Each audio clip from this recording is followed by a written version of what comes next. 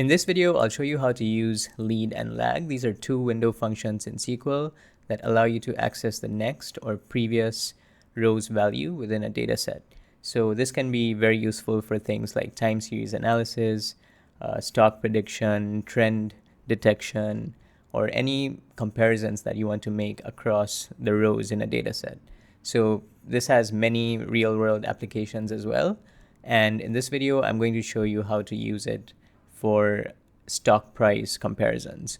So we're going to be using a real-world data set here. I have the S&P 500 prices for 2024. And our goal here will be to write a query to output the date, price, previous day price, next day price, and the change percentage versus yesterday. So I'm going to show you how to use lag and lead in order to achieve this. So before diving into the lead and lag window functions, let me just show you a quick preview of the data. So I'm going to do select all from S&P 500 2024 daily, and I'm going to run this.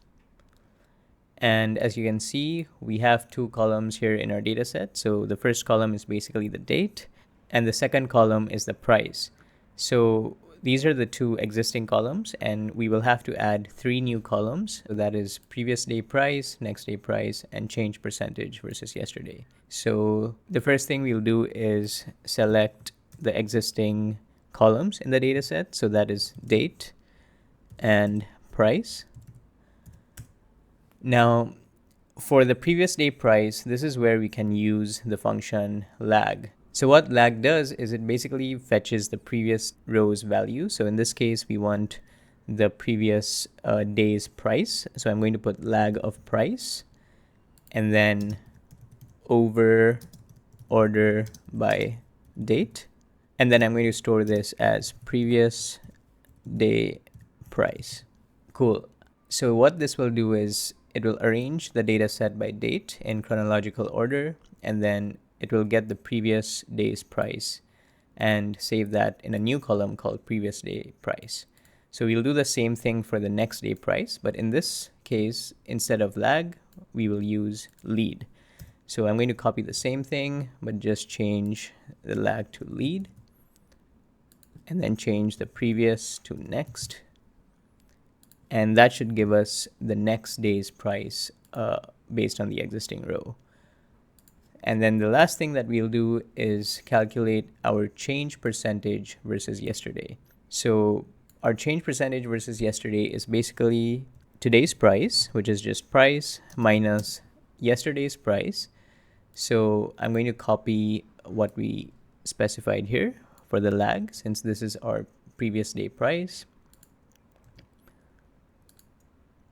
And then I'm going to divide this by the previous day's price to get the percentage change. So I'm going to copy that again here and then just enclose it in parentheses.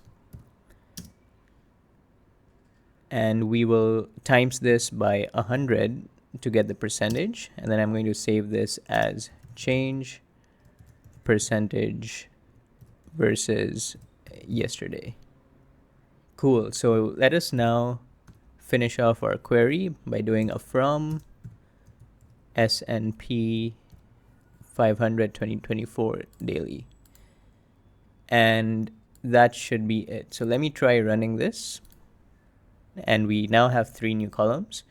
So we have a column for the previous day price, which basically outputs whatever the price is for the previous day. So for example, for the 3rd of January, you can see that the previous day's price, which was from the 2nd of January, is 4742.83. And we see that price over here. Similarly, for the next day price, it fetches the price from the 4th January and places it here. And then the change percentage versus yesterday is basically calculated based on the percent change of the current day's price and the previous day's price. And this is in percentage form.